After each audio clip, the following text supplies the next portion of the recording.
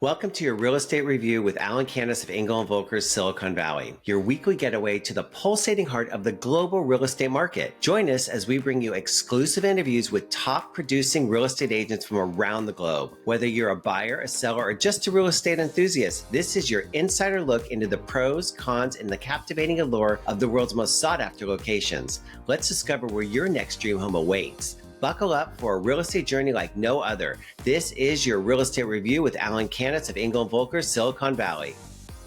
Welcome back, everyone, to the Real Estate Review with Alan Canis. That's me of Engel & Volker's Silicon Valley. I want to welcome my really good friends, Pavi Micheli and Will Densberger. They are in Napa Valley, just north of where I'm at in Silicon Valley. Pavi and Will, welcome. Thank you so much Thanks, for having Alan. us, Alan. I'm so glad you could be on the show. This is going to be a fun one because we're going to be talking about the Napa Valley and we're going to be talking about vineyards and so much fun. We're looking forward to it. Hopefully we'll get a few laughs out of it as well. I'm sure we will. So if you don't mind, let's just dive right in. And could each of you please tell us the how, when, and why you are in real estate? Well, I got my real estate license in college, not thinking I would ever do real estate as a career. And then I moved to Napa Valley because I had the food bug in me and just felt like this is such a great place. After college, I moved to Italy and was either going to stay in Italy, but decided to come back to the States. And I managed at what used to be called Trevinia. Did that for a couple of years and then always wanted to go back and get my MBA. So after business school, I moved back here. I had gotten married and was pregnant with my first daughter and didn't want to stay home as much as I love being a mom. Thought I'd be better suited to be out in the workforce a bit. So I had my real estate license. I thought this is a beautiful place. There are beautiful homes here. So it was right after 9/11, which seems like an odd time to get into real estate. But everybody wanted to move to Napa Valley, or a lot of people did. And so it became a really great career pretty quickly. And I thought I could do it being a mom part-time, doing real estate. And I figured out very quickly that I needed to jump all in. And so that's what I've been doing. And Will and I have been business partners for the past 6 years. And that's been great. And it's taken us to a whole different level. And I was also involved in the wine industry, have my own brand with my name on it. So it's been I didn't know that. Yeah, it's been a nice tie-in with Will specializing in vineyards and wineries. And we have different contacts, but can speak the same language. So it's fun. That's an interesting story. I love it. I didn't know all of that. I've heard it a few times, but it's always interesting. Thank you. So yeah, my start in real estate kind of happened by happenstance. I finished school, an accounting finance major, was hired by Safeway and was doing retail accounting when a big leverage buyout firm took Safeway private, closed down 1,500 underperforming assets all over the United States. So I went from retail accounting to real estate accounting for surplus properties, and that took me through into property management, asset management, and then largely transactional. And I ended up managing a portfolio for Safeway of about $2 billion for, I think we started that in 87 and I finally left in 2005. And it allowed me to essentially build a company doing this specialty real estate all over the United States. We had 6 or 7 offices ranging from Rockville, Maryland to San Francisco, Seattle, Dallas, Pasadena. And most of that work I was living in the Pacific Northwest up in Lake Oswego, Oregon, and decided that I needed to move on to the next phase, and real estate became my passion. And involved in that Wall Street company, I got exposed to a lot of other types of real estate, including big corporate agricultural real estate that for a short period of time got me involved with the Nature Conservancy.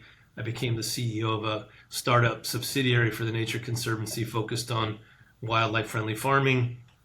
And then in 2007, I landed back in my hometown of St. Helena with a broad resume in real estate and a passion for country living. I'm 4th generation cattle rancher. And so my career in brokerage started with mostly selling vineyards, trophy ranches, wineries. It was that perfect combination of agriculture and commercial, and it was in my hometown in the Upper Napa Valley. So And then again, as Pavi mentioned, we had a little bit of overlap in the wine business. I was doing a lot of transactional work. She had her own wine brand.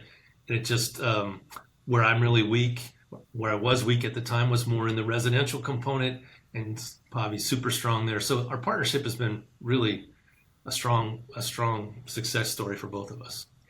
Knowing both of you, the amount of business that you do and how you treat your clients, it is a success story, definitely. Thank you, Well, Alan. thank you. Yeah. Yeah. I was just going to say we tend to not do a ton of transactions, but there are significant ones. And it's what's fun about it and rewarding about it is I can't think of a transaction we've done in the last 10 or 10 or 12 transactions that people haven't become very close friends of ours. We usually, our closing gift is usually a very high-end dinner celebration, and that is sort of the culmination of the transaction and the start of our relationship, and it's been really rewarding. That's terrific.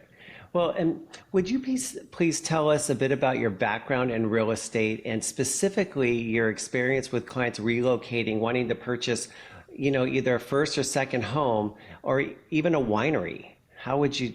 We'll start with Pavi and then with Will, since ladies first. Will can share a great story with a winery or some vineyard property. And then, with residential, we've helped lots of people move here from all parts of the country and even across the pond, so to speak. We have a lot of people from the East Coast, from Texas, Florida, obviously Southern California, the Bay Area, who move here. And a lot of times we find they'll move here as a second home, but then within a few years they end up wanting it to be their primary residence. So we help them find something more significant. I can definitely understand that. Yeah. And we've had a couple of really nice success stories. One of them, in 2016, we helped the ownership of Chateau Ponte Canet find their special trophy vineyard property here in the Napa Valley. It happened to be the Robin Williams estate high on Mount Veeder, and they had looked for 4 years for that perfect property. They were getting ready to abandon the idea of making wine here in Napa Valley. And once we dug in and understood exactly what they were looking for, within just a few months, we found that special property for them. And then another fun story, Pavi had sold a family office, a site. They developed a winery, and essentially it was a passive investment. They leased it to a very successful brand.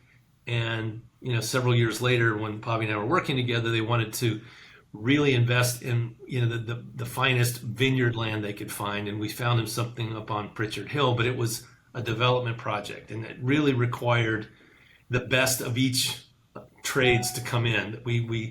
It took 6 months to sort of educate them on how to do this the right way. Because he knew absolutely nothing about the wine industry. And he was willing to invest whatever it took to make it the right kind of investment. So they paid top dollar for probably it's going to be one of the top 2 or 3 vineyards in the valley when we're done with it. We got it in front of the top 3 vineyard development companies, the top 3 vineyard management companies, the top 3 winemakers, and we all talked about what they were trying to achieve. And at the end of the day, they picked a glorious team, and it's going to be just a magnificent project. They're so happy with what they did, and that was really rewarding. It sounds rewarding. Do you receive a lot? This isn't one of the questions, but I'm going to ask it anyways. I'm assuming you receive a lot of inquiries of people who want to run a winery but have no idea what to do. Actually, we just had a client, and yesterday he's coming into about $10 to $15 million and wants to get into the wine industry. He was in the hospitality industry, ran a bar, I think, so he has a little bit of experience, but never running a winery. Yeah, he's coming out of, it's essentially a 1031 deal where he's selling a big complex of high density residential and wants to trade it into a vineyard and winery, but so he's got different criteria. This is a tax driven transaction, but he also would love to have an ongoing business, and he's trying to understand whether he should buy a turnkey project or if he can upgrade and do a value add on different components of the business. And so we had a long conversation about for what he was trying to do and how we could help him, similar to the Oklahoma City family office that we helped. That's the fun thing about what we're doing. It's like, and that's why it's fun working with Pavi. It's no matter what somebody wants to do here in the Valley, from super high-end residential to just a kind of a small pied-à-terre in town, or a small vineyard, or a large conglomeration of vineyards and wineries, we have the experience to do it, and it's fun going from A to Z on that whole process. When we were there for our networking event in February, a group of us had said how much of a business and what is involved is so intricate. From the wineries that you took us to, it was pretty spectacular in order to make a bottle of wine, and how these businesses are run, and they are run as a business. And so it was pretty It's interesting that you say amazing. that, Alan, because a lot of our clients, 10 years ago came here and were looking for something fun and sexy and really a hobby. And the more they get into it, and this is really a competitive environment now. So it's not something we would recommend for that profile today. I mean, today it is a real business, and it's a challenging and market. it's a three-legged stool that you have to have solid footing on. You have to have a great vineyard, a great winemaker, and what's the key these days is a great sales and marketing team, because the competition for selling that ultra luxury wine is intense right now, and it could be profitable, but if you don't have the stomach for it and you don't have a sales and marketing team, you're going to have a warehouse full of awesome wines, and your P&L is going to not look great. I'm sticking to residential. What are some of the unique features or attractions of Napa Valley that make it an appealing destination for people looking to relocate? Well, we're especially known for the wine industry, right? So people come here for the weekend, for a week. They want to come visit all the wineries that we have. So I think that's what we're most noted for. But being the foodie that I am, I always want to make sure everybody knows that I think we have some of the best restaurants in the world, really. And it was so funny. I have some clients relocating from, where are they from? Bend, Oregon, I think. And the first time I took them out in the car, they're looking for a house. He's a new CFO at one of the resorts. And they said, we really like the town of St. Helena, but we just can't find any good restaurants here. And I was like, excuse me? And they said I got very defensive. And I said, well, I've never heard that in the 30 years I've lived here, that there aren't good restaurants here. So we went to look at the first house, because that's where we met. And then I showed them every restaurant. And then Will and I ended up taking them out to dinner. And we had such a good time. But they're like, okay, Pavi, we get it. You don't say that to a foodie, that there are no restaurants in St. Helena. So. And I'm very much a foodie. I owned my own company before. I was a real estate agent called Beyond Gourmet. Oh. And so, St. Helena Catering, definitely, hands down, has great restaurants. Yeah. So, Thank you. And I think that's the thing, is like, if you are a foodie and you appreciate the wine component of all of that, it's fun that a lot of the wineries now are collaborating with really high-end food. So it's really a food and wine experience at a really high level. And and what Pavi and I can help them with is, because we're in that business, I have a beef program, so we sell to the restaurants. You have to do a plug for your Wagyu beef. It's really cool. yes, let's do the plug. Let's just do it. Well, what's fun about that is, so I'm fourth generation cattle rancher, and so when we moved back here, I wanted my children to be part of a kind of a ranch lifestyle. So we got some cows, and now they've gone away to college, and they're gone. The cows or the kids? Actually, we bought the cows. The kids are gone, and the cows have become a bigger part. Yeah, they're essentially my kids now. But so I've got a full blood Wagyu program, and that was kind of a project that we did in collaboration with the owners of Single Thread, which is a 3 Michelin star restaurant in Healdsburg, and I think in the last several years it's been in the top 40 restaurants in the world.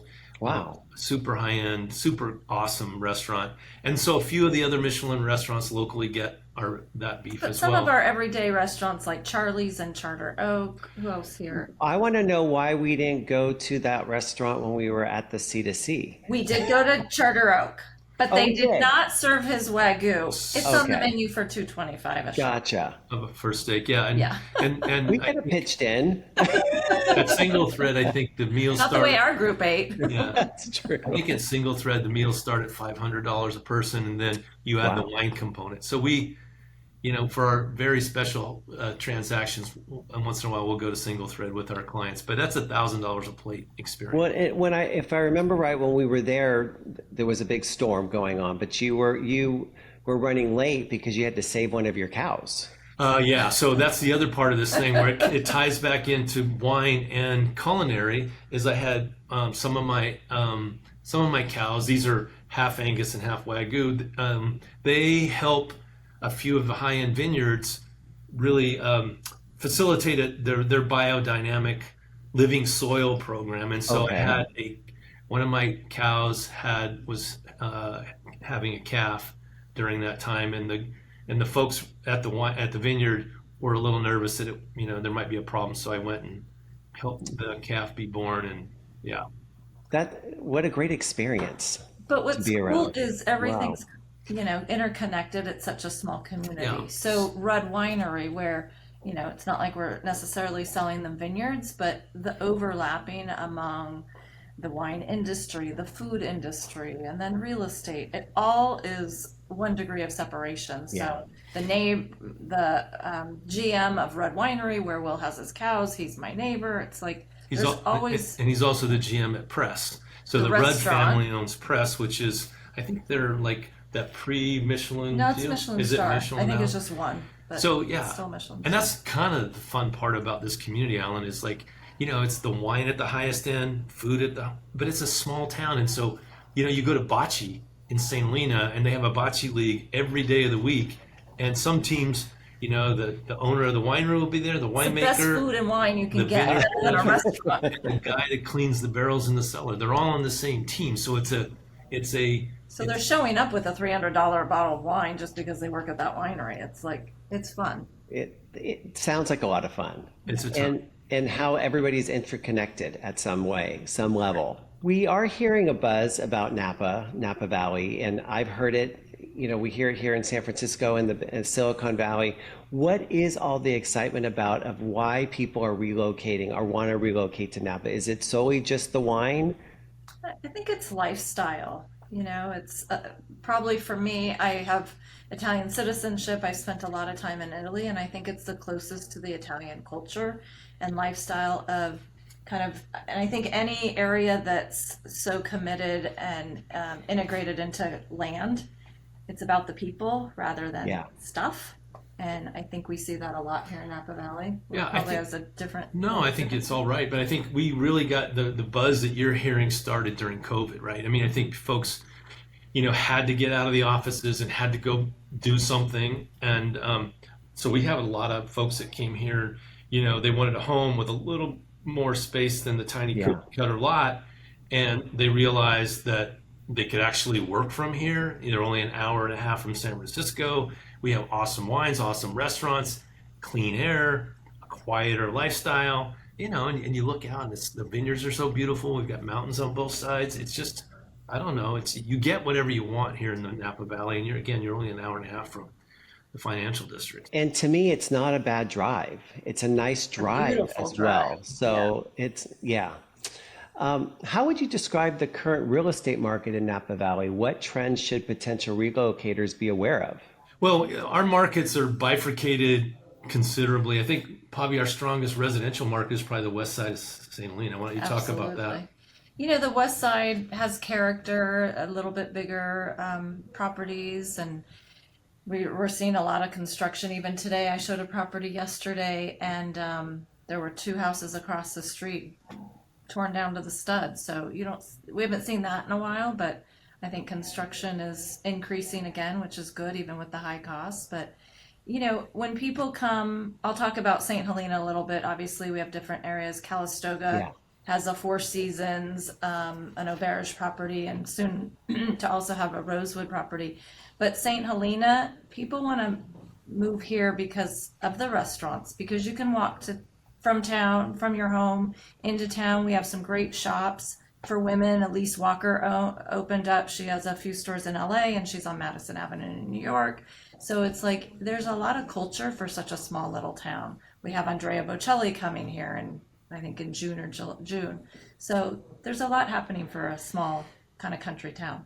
And when Pavi references construction, it's reconstruction, right? We don't add a lot of new construction homes, and so the homes on the west side that I was speaking to, that Pavi spoke to initially, those are homes of character that are being brought up to a level that we're Modernized. used to today, and we appreciate. So, the highest end homes on the west side of St. Helena might trade somewhere close, well, between $1,700 and $2,000 a square foot. It's hard to find a home in St. Helena for under $1 million. Calistoga is a little bit better value. Your money goes a little further there. And then if you're willing to go up into some of the communities surrounding, like Deer Park and Angwin, you can find, more affordable properties. We do, like everyone in California that's outside of a core downtown. Fire insurance premiums can be a little bit of a challenge, but we're starting to figure that out a little bit, I think. I love that the architecture could be from an early 1900s farmhouse Right. to a very modern, eclectic home. And so there's something for everybody. And so, at least when I was there in February, there was a lot of wow factor, no matter what I was looking at in properties or in estates or, just the little houses that are so cute. So there is something for everybody. I would agree with that. What are some of the common challenges or pitfalls that people may face when relocating or purchasing in Napa Valley, and how do you help them navigate these?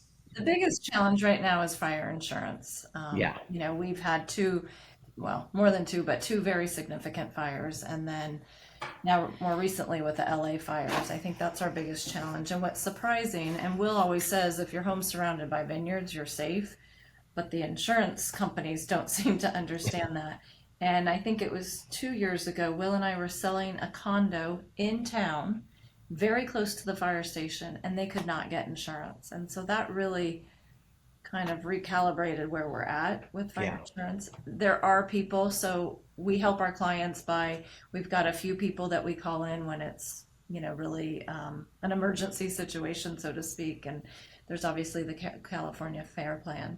And then the other challenge is there's just not a lot of inventory on the market because sellers are holding back right now from putting their property on the market. So it's a challenging time. And of course, buyers want a great deal because they know it's a buyer's market, and sellers still, are thinking from about 3 or 4 years ago when they should get top dollar. So it just makes putting a deal together a little bit more challenging. But I think because Will and I have both been doing this for some time now, we've been able to put deals together where we hear about what a client wants, and then maybe we'll source it from something that's not on the market. So The fire insurance here is the same. It's difficult sometimes to get. But what I'm noticing more and more, Burlingame is known as the city of trees, and eucalyptus trees are throughout the entire city. And they're being either taken down or they're being severely cut because they just go up. They're just, it's so quickly. And there's an estate on Ralston that has just these gorgeous eucalyptus trees, and they are coming down. Wow. And I'm sure it's because the insurance company said, we're not going to insure you. yeah, And it's unfortunate. Yeah, I think that's true. And I think there's also an element, the fact that eucalyptus are non-native here. And I only know this because this is how I financed my college education. I cut firewood, and eucalyptus is one of the hottest burning woods out there. Yeah. It's crazy. I didn't realize until the fires. Yeah. And that's where the fires that were in the north, Santa Rosa, et cetera, that the eucalyptus trees were so bad. And we're seeing eucalyptus being taken down in Napa and Sonoma County as well right now. But I also didn't know that they were not native. Yeah. So I just assumed. Yeah, I'm pretty sure they're non-native. That's what I've been told anyway. Can you give us a sense of lifestyle in Napa Valley? What are the local communities like, and what kind of amenities may a newcomer expect? Every community is different. So, for instance, St. Helena, again, where our shop is, this is my hometown, and I think our school system's really strong. A lot of times folks go to St. Helena High School and think they're walking onto a private school. I mean, we have a world-class football field and track that were donated, the football field, by the Trinchero family, who have the largest locally owned winery conglomeration here in the valley. The Erickson family, who own Cliff Bar, essentially paid for the track. Nice. Leslie Rudd was a big investor in our performing arts studio on campus. And then our locals financed $18 million bond that put in probably the largest culinary building in all of Napa Valley. It's nicer than the Culinary Institute here in St. Jose. Wow, The kitchen. really? Yeah, and I thought those were really nice for the students. But then I went and visited at the high school. They were even nicer. So our schools in St. Helena are really good. And again, there's this. It's a lifestyle where, there's not a lot of bifurcation demographically in the social network. Like I said, bocce is one of those things that brings the whole community together. And on any given bocce team, you might have somebody who's making $1 million a year and a guy who's making minimum wage, and it's all the same. And it's fun. And it's sort of, when you're there one night and you see 10 different bocce tournaments going on, and I kind of know all strata of the demographic, it's just really fun to know you live in a community where this stuff can happen, because I don't think all communities are built that way. Oh, I think you're right. You're right. Napa Valley is known for its beautiful weather. Can you tell us a little bit about that? Well, we love it. I mean, Except for February. Yeah. Well, We've definitely had more rain over in the past 5 or 6 years. I feel like each year there's a little bit more rain. But yeah, we had a drought there for a it's while, but gorgeous. and we average about 35 inches of rain here in the upper Napa Valley. And this climate is really, really nice. I mean, we do get 4 seasons. There just happen to be relatively mild. It's a little warmer than it has been, but this climate is ideally suited for growing grapes. And again, at the north end of the valley, it's a little warmer, so we see more of the Bordeaux varietals, the Cabernet Sauvignon, the Merlot, Malbec, Petit Verdot, Cab Franc. And as we get down to the southern end, where we have more of a marine influence on the north shore of San Pablo Bay, it's more of a Chardonnay Pinot Noir climate, where it's a lot cooler. And then depending on where you are in the valley, it's different. So that's you can sort of gauge your own personal kind of preferences with the weather, right? And so if you want a cooler, I mean, Stanley Ranch and around southern Napa is a great place if you have an aversion to heat. But if you like that warm weather, Calistoga, St. Helena are really nice. You see lots of swimming pools, and that's where most of the resorts are. And so, yeah, I mean, that's kind of how I would describe the weather. Yeah. I'm definitely a heat person. I like Yeah. the heat. I don't like humidity, but I like the heat. It's very dry here. Then you would Yeah. love Calistoga because it gets very hot in the summer. I've been many times. I do. The Pico Bar at Solage is one of our favorite places to go during Okay. hot weather. They have great food, but you're outside and shelter, and it's just, I don't know, it's just a great environment. From your perspective, what are the top benefits for someone considering a move or a purchase to Napa Valley? Well, going back to, again, lifestyle and culture and spending time with friends and family. If you're a foodie or appreciate good wine, I can't think of a better place. Of course, there are a couple places in Europe, but I still, I'm headed to Italy next week, and I still love coming home. I think our food and produce is amazing here. I think the lifestyle, people are healthy here. There are people out walking and exercising is important. And there's just a good, I think, network of people who want to support each other. And when people are in need, we have a very philanthropic community.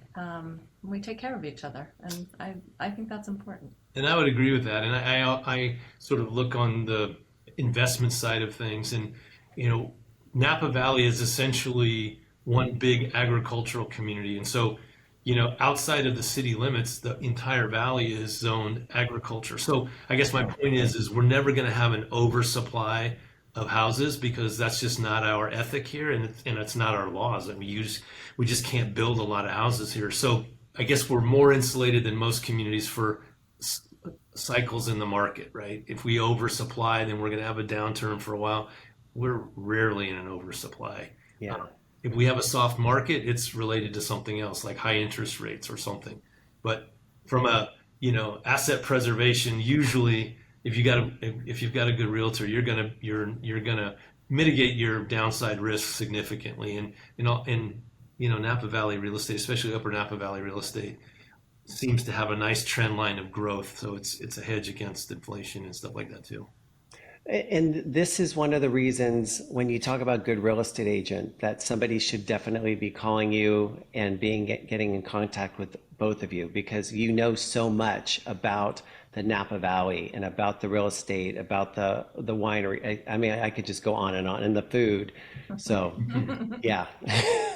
In what ways do you, as real estate agents, provide value to someone relocating from another region or state? And how do you differentiate yourself from other agents in the Napa Valley? I think we're really lucky. We have a great network of referrals, not just our referral groups, but locally we have a lot of people who we've either done business with or, I mean, Will just got a referral the other day from someone, a local dentist who he's never even met, but their close friend is looking for a house with vineyards. So this dentist said, you need to call Will Densberger. So things like that happen, which is really nice. And just to carry on with that, they're relocating from Long Beach, and they've got school-age children, and they're concerned about the schools and asked about a Montessori program, and so I know about how old they are. Today I was with our vineyard manager and looking at something else. He's got a family about the same age. His kids go to Montessori.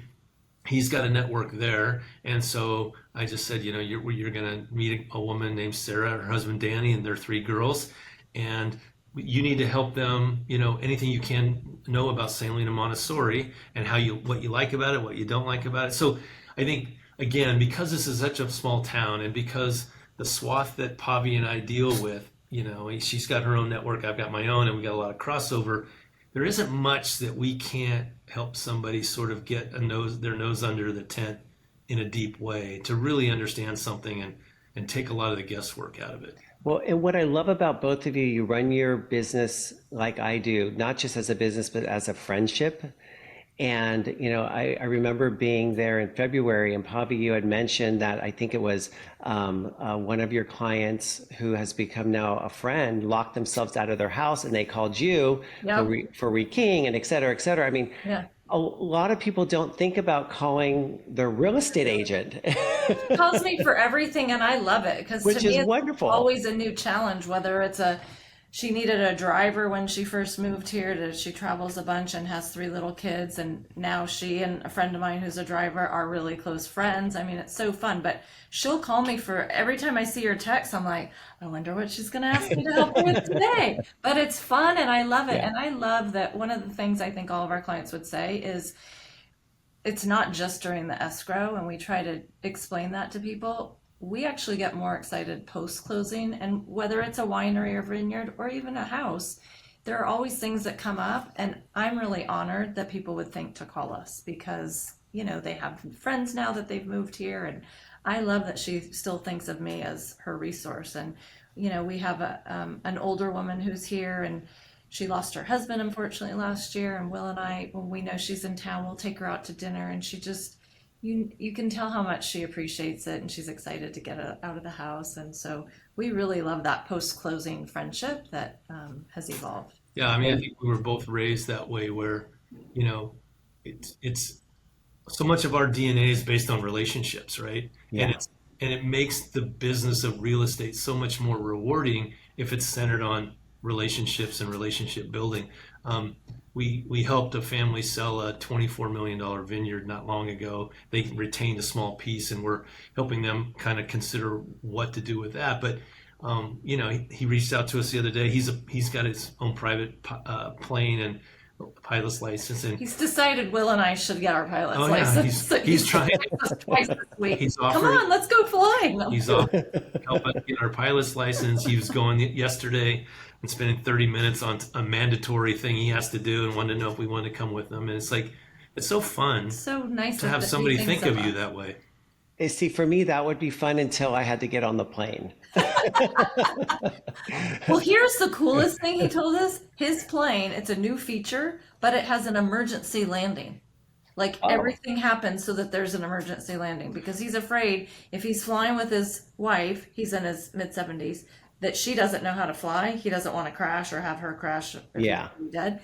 So I've never even heard of that. Yeah, so he pushes a button up in the console, and all this stuff works, and it finds the nearest airport. It lets Lets all them the know. traffic controllers know that we're coming in on an emergency landing, and it lands the plane, and I hope he shows her where the button is. Yeah, that would be important. Because really, she's the one that Yeah, needs to know.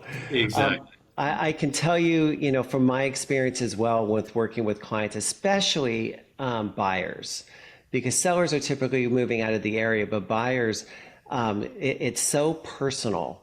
And then all of a sudden they buy a house and poof, you don't see them anymore. There's a sadness that, for me anyway. So I always make a point to reach out. In fact, I'm having dinner with one of my clients next week, and I said, we were talking every day, and now we talk maybe once a month. So Go now we for make a point to strolls. get together for dinner. So Life gets busy. it does very much. And that's why I like the fact that Pavi and I, we tend to do higher, not all of them, but higher price point things, and we do fewer of them. But it helps us sort of maintain the authenticity of our relationships. It's not so much that you have a CRM and you go through every day. It's like, oh, I have to call Mrs. This and I have to send her this card. It's like it happens more organically, and it just feels, I don't know. We're having a great time. Yeah, with that's our great. in this business. What is one piece of advice you would give to someone who is thinking about relocating or purchasing in the Napa Valley? One piece of advice. Definitely find, I think, a realtor, in all seriousness, who really is, in the business every day. As you know, there are a lot of realtors who are doing it part-time, but I think it's important for a whole host of reasons. And at least in this area, there are so many properties that are off market, or it's like a client will tell you what they're looking for, and you're like, I know it's not on the market, but I know Joe Schmo who has the exact house. And then you reach out and call them, and if we don't know that person, we'll know somebody who does know that person. I would also encourage people to see as many properties as possible, because I have started so many times with someone saying, I want blah, blah, blah, and it ends up being the exact opposite or something completely different. In fact, we're working with a gal right now, and she's told us what she wanted, a family compound. Her brother's going to buy it. And every time, we've been seeing properties each week, and every time we go look at something, it's completely different from what she wanted. But I love it. I love that she's figuring it out kind of as we go, and kind of redefining it as she sees different properties. So I would encourage people, and I always do, to just, even if you're just curious, let's go see it, because it might be the right place, or it'll help you focus on what you do want. And my approach is the same, but probably a little more detailed. I mean, I want to have extensive conversations with somebody coming into this market. And if they're not here yet, but they've been here a couple of times, I want to know what they know. Why do they think they want to live here? Their own personal situation. Do they already have social connections here in the Valley? In those conversations, I'll learn things that they wouldn't even think to tell me, which will make the process so much more efficient. I love it when a client says, I want this, this, and this. Yeah, I had a client actually who said, it has to have a garage. We have to have a garage. That is a deal breaker. The house they ended up buying, no garage. Exactly what I'm saying, yeah. No, that's exactly right. How do you see your area evolving in the next few years, and what impact might that have on new residents? Our markets are pretty stable, and they're culturally sort of defined in the food and wine. We're the more you go up valley, the more destination tourist that it is. So the evolution is going to be, I think, it's going to be environmentally responsible farming. Mm-hmm. That's a new trend, and again, my cows are helping with that. And I think that has residual effect just on lifestyle, right? If you've got fewer chemicals being sprayed around, you've got fewer problems health-wise, and so that's true. And I think that's part of it. I mean, we get a little bit more traffic every year, but there's nothing really that I can see of. No, but I think the supply and demand, there's not a lot of supply here. I think our prices are going to continue appreciating, which is good on one hand. And I mean, it saddens me that a lot of my girls grew up here. A lot of their friends who want to come back, my girls want to stay on the East Coast, but kids that do want to come back to live here, it's unaffordable. It's really difficult. So it's the same here. Yeah. So in a lot of areas, but to me, that's a supply and demand. We just don't have a lot of land left to build. So. How do you think technology and online resources have impacted the way people approach real estate? in relocation? AI. Yeah. AI for sure. And I think that buyers are so much more knowledgeable about properties. They're finding out about properties oftentimes Yeah. even before we know that they're on the market Yeah. because of the internet. At first, I thought I was going to not appreciate that because, you sort of get a little bit, sensitive to maybe they don't need me, but we're finding it's super helpful if someone comes to us that have done the searches and they've kind of done their own research, because now we can get to know them personally, and so those layer on top of each other to help expedite the process, but also I think avoid mistakes and get Yeah. dialed into the right properties earlier on and be ready to pull the trigger, with less consternation and diligence required on the front end before you put in that offer. Well, and the AI, it's here, it's not going to go anywhere. But at the end of the day, buying and selling real estate is still personal. We're It's still very making personal. deals, and it's so relationship driven. Yes. I mean, I know there are deals that have been made because of wills or my relationship with the other agent, and there's one that really stands out in my mind a few years ago that there were 5 offers and ours was not the highest offer, and we got it because she knew we had a qualified buyer, and she told me, I'd rather work with you and Will than these other agents who are going to be dramatic or whatever, this or that. And so our client got very lucky. I hear all the time from agents on the other side when I'm representing a buyer. I know you, Alan. I know your client is going to close. I know, et cetera, et cetera. Yeah. And so I don't know the other agents.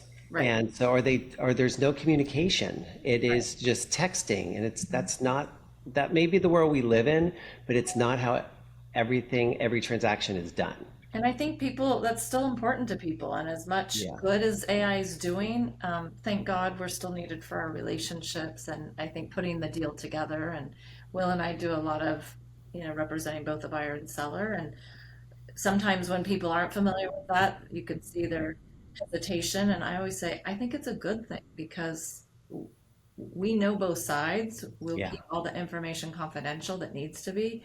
But the deal's going to happen, I think, easier for everybody involved. So. And we're towards the end. The one question that was not on there, I like leaving this as a surprise. Do you have a favorite real estate story you'd like to share? So Will and I had what was it, like a $12 million property $12 million. in escrow with the buyer. And Will had just been there that morning to remove the Peloton because we were representing both the buyer and seller. And the buyer decided that Peloton should just go with the house. And Will and I said, it's not our Peloton to give away. So I said, go before he gets there in the morning and just take it off property. So Will had been there at about 8. I was arriving a little before 9 to meet him. And I go walking into this big, newly built home. And we happened to be on the phone. I was driving. Yeah. I was like 7 miles north of the property I'd left. Will and I talk every morning to kind of, figure out our day and what our business we have, what priorities. And I walk in and I said, oh, that's interesting. There's a contractor here. And it sounds like he's taking a shower, meaning I could hear the water from the back end of the house. I knew there was a bathroom, and it was so loud. And this is at what time? 8 o'clock in the morning? No, it was closer to 9. And the buyer was coming with his parents to show his parents. And Will use some words that I won't repeat on your podcast, but he said basically, get out and get out now. Because when's the last time, Alan, you've been to showing a house where it's vacant? Oh, whoa. And there were shoes in the Yeah. entryway. So I knew somebody was there. They left their shoes there. So I said, Pavi, get out of there right now. Yeah. I'm Calling calling the the police. sheriff. And she said, no, I'm sure it's fine. I said, Pavi, listen No. to me. Yeah. You get out of there. Within minutes, I call the buyer and I tell him what's going on. There were 12 police cars or sheriff cars, we were in the county, come into the property, and I was like, oh, this is like real. The buyer gets out and is like, macho guy, and the police tell him, if you... Well, the buyers showed up about the same time the sheriffs were. So he wasn't in the house, but he showed Okay. up to see a police action, right? So the police said, one more step closer to the house, sir, I'm going to have to arrest you. And he's like, This was our "What? client. This is my home." Anyway, this went on for about 45 minutes. They were just about to smoke bomb the house, and they had dogs searching the house. Wow. And the buyer was like, don't smoke out my new house, blah, blah, blah. So there was one female officer, probably, at least 12 other officers that were surrounding the house. They sent the woman in. There was a homeless woman who had broken in and was showering in the primary suite bathroom. Oh, And they wow. walked her out in a towel. She unfortunately was on drugs, so it was quite the scene, but that was the most bizarre They couldn't find her experience clothes. They found him about a week later. She put him in the little trash can in the under the kitchen. sink. And How was she going to get out of the house? Well, she could get out, but it was like No, I mean with no clothes. I think she assumed that there would be clothes hanging in the closet. Ah, Going to help okay. herself, at least she'd get a fresh pair of clothes. But she never got that far. But the house was staged. She opened up like the new towels and the new soaps and opened up anyway. Okay. And I can't top that one. Yeah. That's a pretty crazy But story. he's on the phone with me the whole time listening. Like it was a crazy experience. Will and Pavi, thank you so much for joining on the show. I truly appreciate not only you being on the show, but I appreciate our friendship. And definitely, if anybody is looking for a vineyard, for a residential, for a great place to eat, you have to call Pavi and Will. Or wine tastings off the beaten path. I mean, Yes. most of those folks are our clients, so happy we're to happy help to introduce you to with something anything. fun that you might not know of. So that's Pavi and Will. If of Napa Valley, you need to call them. Thank you, Alan, for having us on your show. It was great. This has It's been always fun, great Alan. to see you. Great to see you too. This has been the Real Estate Review with Alan Canis. Again, that's me of Engel and Volker, Silicon Valley. Thank you all for joining us.